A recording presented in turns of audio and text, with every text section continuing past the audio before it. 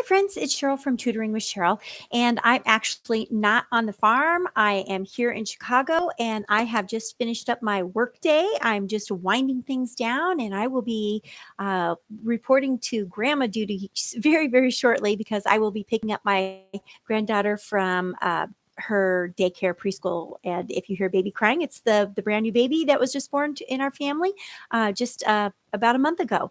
So I'm actually here to talk to you about back to school and how tutoring can really have a positive impact on your child.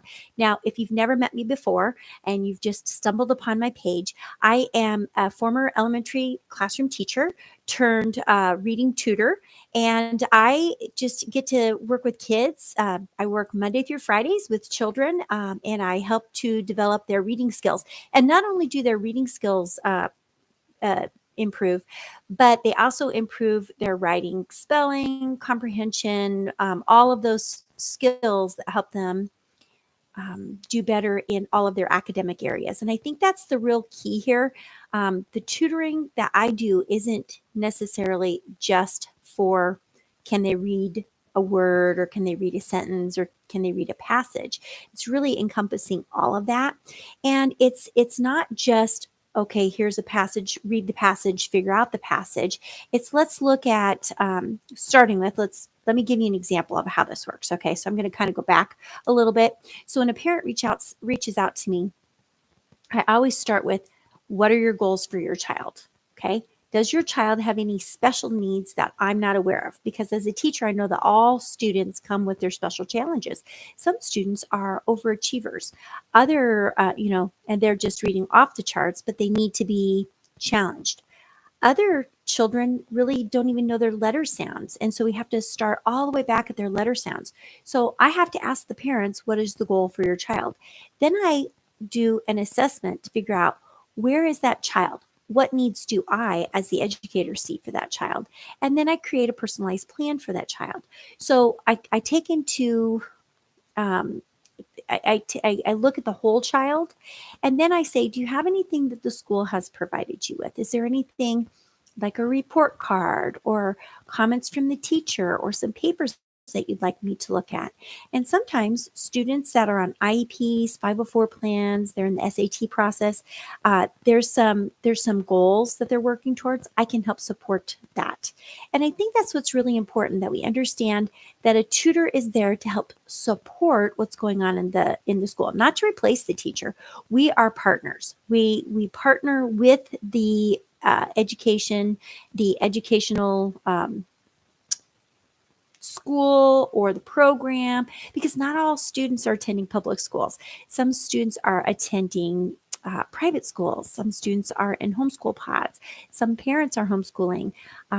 Some parents, I can't even come up with other options, but I'm just saying, I'm not taking the place of a teacher, and I'm not the teacher for that child. I am supporting the teacher. So I need to know kind of where they're at. Also, knowing what state, province, part of the world they're in helps me, because knowing the state standards for that school, or if they're for that location, I look at the whole child. I look at everything that they are going to be expected to do by the end of the school year, and I build that into my program. So I feel like I'm working with these school systems. I'm working with the parents, I'm working with the child, and then I really get to know the child, because I think it's really important that you know them. You ask them, tell me about the best part of your day, or was there anything exciting that happened? I don't say, how was school? Because if I say, how was school, you know what? For a lot of kids, it didn't go very well. So that's not a question that I'm going to ask. And then I'm going to try to make it fun. Okay. Now, I realize that learning can't be fun 100% of the time, because, especially with the kids I'm working with, there's a lot of challenges that are taking place, but we can always build some fun into it. And so let me just tell you some stories of some kids, and I won't use their names, but some of the kids that I've worked with. Okay. So I've worked with students who have had challenges in reading and in their math. And so we've looked at, okay, let's make sure that they know how to read, and let's build up the skills using I have several curriculums that I use, bits and pieces, or I find things that fit the particular need, and then I boost their confidence. So let's say we'll just say student A started with me, and student A was struggling not only with reading but with math. And so through over the course of time, once we kind of figured out where the student was able to read independently, we figured out what parts of the reading were missing. And some of those were phonics. So we had to go in and we had to find the specific gap and work on that.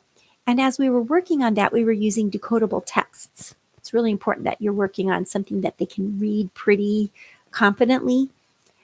Reading those things, maybe multiple reads, different days, different ways, and then adding something that wasn't decodable, that's maybe still at that same level, and allowing the student to use the skills that they've learned with me to kind of work on something, do a little bit of a struggle, but with support. And then on the math portion, so I'm trying to show you how you can take the reading and the math and incorporate them. Then we would look at story problems where they had to read it, we have to highlight it, we have to think about the process, we're going to illustrate it, and then this student gradually moved forward. We were then able to take that student's abilities with the reading and then start applying it to the writing. So let's write about what we've read about. Let's use some very specific practice activities that I have in my toolbox where the students are typing or writing on the screen, and we're working on capitalization, punctuation, spelling. Does your sentence make sense? Can we change some words? Let's not use all common words. Let's think about words that are different, and really expanding vocabularies and talking about words, maybe words that we've read that we don't understand, or words that we want to use that are new, but we've maybe heard, maybe we're using them incorrectly. And so really building that confidence. Student A worked with me for 2 years, and student A has now graduated. Student A doesn't need my assistance anymore because all of the goals were met. And I think that's the beauty of tutoring. You don't have to stay with the tutor. Now, that's not to say that student A can't come back and see me. If student A gets going in school this year as a sixth grader, and things aren't going as well as what they thought, call me back up. They can come back. But this particular student it really came a long way in 2 years. I started working with student A the summer of their third grade year. I actually started by going to their house, and then I had to pivot to online because I got so many students that I couldn't be on the road. It just took too long. And in order for me to maximize my time with students, I had to move online. So that's an example of one student that I worked with. Let's call the next student student B. This student started to work with as a second grader, and this student is now going to be a fourth grader. This student really didn't know their sounds very well. This student was a product of the problems with the global pandemic, didn't get the sounds. The teachers were masked. They couldn't see the way the words were being formed, didn't catch all of that. The last part of the school year, there was no school. And so there just was this big gap. And working with the teacher, working with the school system, getting the student identified as needing more support within the school, looking at the plan that student had, following the plan. This student has done very, very well. Is this student to grade level? Not quite, but very, very close. And so going from not being able to read any text really independently at all to reading probably 70 to 80%, about a grade level below where they're going in, I call that a huge win. And that has taken a lot of time, not just meeting with me, but the parents doing some work outside. But it will go faster if they can meet more often. And I think that's the big thing, that some parents want a quick fix. They want it. I want this now. I want this immediately. This family knew this was going to take a long time. They've really invested a lot of time and effort, and their child is reaping the benefits. And then we're incorporating all that into the writing and into the math skills, where we're reading the directions and making sure that we understand what are those directions, applying it to nonfiction texts, poetry. This student became a published poet, as did student A, because we were working on writing things that are fun, things that provide a challenge, but that are also a lot of fun for kids to do. So those are only two of the many, many students that I've worked with that have just met with so much success. And I would say that student B, gosh, I'm going to guess probably in the next year, student B probably isn't going to need me. And just building that confidence and the knowledge that that student needs to have to be successful in the classroom.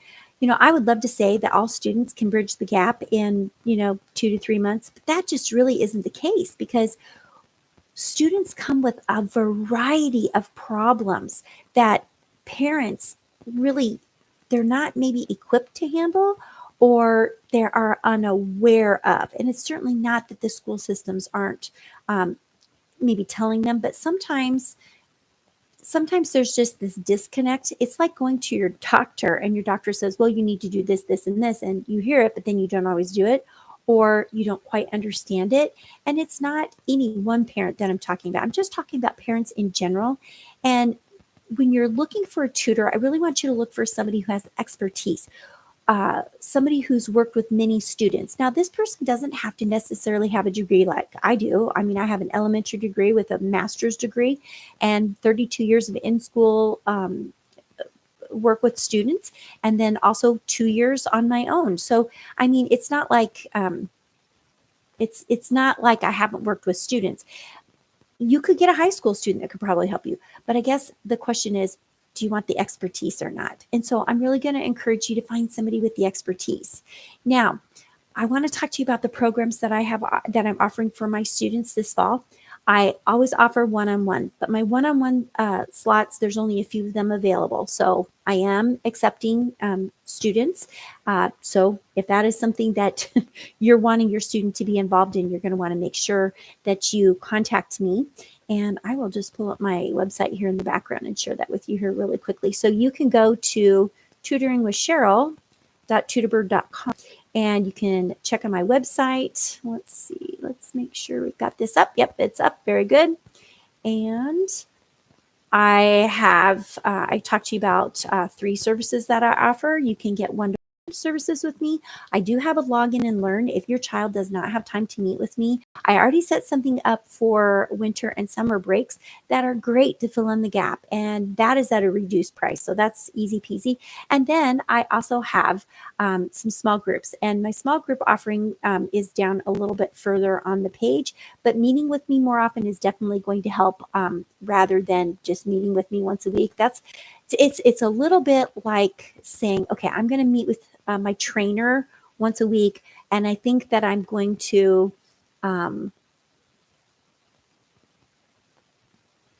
I was hello movie watch. I was looking to see what you had written. Thank you. Okay, I got a little bit lost because I was reading the comment. But what I was going to say is that it's really important that if you want to see progress, you have to meet with whoever the tutor is. You have to meet with them more often.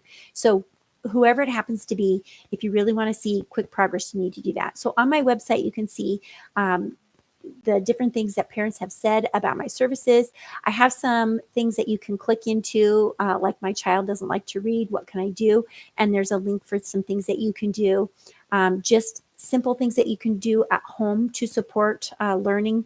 And then you can also get the welcome packet right here to kind of just update you on policies, procedures, and how do things work. And then if you have a question, you can contact me right there. If you're already a parent working with me, you can log into the portal here, and then you can get in online and cancel a session or something with me. So you can go to my website to get more information about that.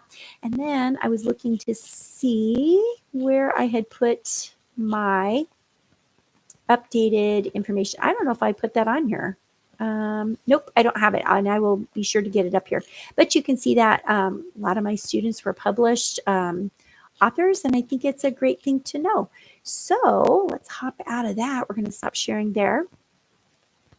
The other thing that I have to offer is I am offering a small group reading group. And let me get my information up on that so that you guys can see that as well. So I'm just going to grab that really quickly.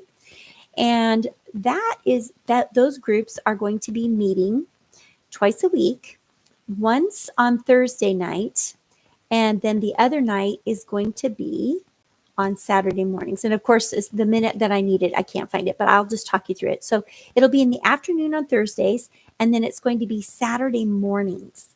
And I am the central time zone. So I personally live in Nebraska, but I'm in Chicago right now visiting family. But this group is meant to give 18 weeks of instruction. And the kids will show up, whether they can show up or not, they're going to be able to get the recording of the session so that it won't be canceled. Let's just put it that way.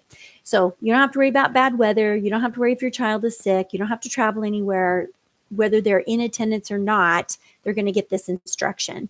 And so I'm going to go very specifically through, for second and third graders, some very commonly missed sounds in words. Okay. So for example, if you see the IGH and you don't know what it says, I'll teach you what it says. I'll give you some words that you can practice. You'll get a decodable text that I'm going to create that will get to go home with you. And so those things are in addition to the direct instruction. So in the class meeting, we'll take about 15 minutes for that direct phonics instruction. We'll do some reading. And then I also have, in the Google Classroom, you'll have access to some different levels of decodable texts and non-decodable texts that your child can be practicing at home. And this will help to propel them forward. A lot of students are not reading at all during their summer months. And then they pop back into the classroom and they're already behind. So this is one way for me to help that second and third grade group of kiddos kind of bridge the gap and kind of make up the difference before their winter time, like their second report card. Here's what happens. You go back to school. So you're a second grader. The first 6 weeks is pretty much review from what you did. So while they're reviewing at school, I'm already bumping them. I'm already moving them forward. So it's a great way to practice reading, writing, spelling, comprehension. And so there you go. That's another way that you can meet with me.